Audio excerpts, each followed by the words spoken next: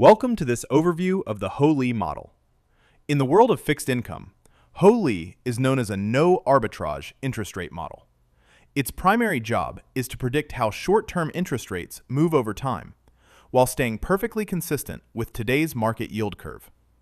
What makes this model stand out is its use of time-dependent drift.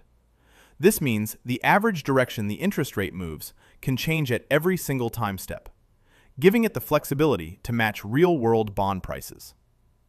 To visualize these movements, we use a binomial interest rate tree. Starting from our initial rate, the model assumes a 50% probability, or 0.5, of the rate moving either up or down. As we move through the tree, the formulas for each node are as follows. For the initial state, we start at R0.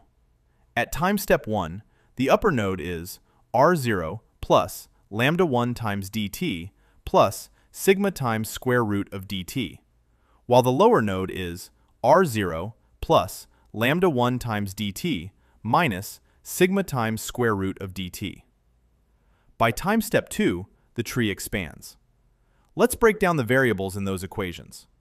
R0 is our starting point, the one-period spot rate we see in the market today. Lambda, or the drift term, acts as the steering wheel of the model. We adjust it to ensure the model matches market data. Sigma represents volatility, or the uncertainty of the rate, which we generally assume is constant. Finally, dt simply represents the length of one time step in our tree. For the model to be useful, it must be calibrated to the real world. We do this step by step. First, we use the observed two-period market rate to calculate lambda 1. Then, we use the three-period market rate along with our known lambda 1 to find lambda 2.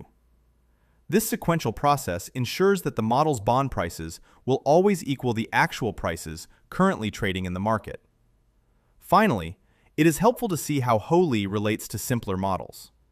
It is essentially an evolution of the constant drift model, often called Model 2. If we were to make all our drift terms equal, meaning lambda 1 equals lambda 2, the Ho-Lee model simplifies back into Model 2. However, it's that extra flexibility of having different lambdas that allows Ho-Lee to fit any initial yield curve, making it a much more powerful tool for pricing complex financial derivatives.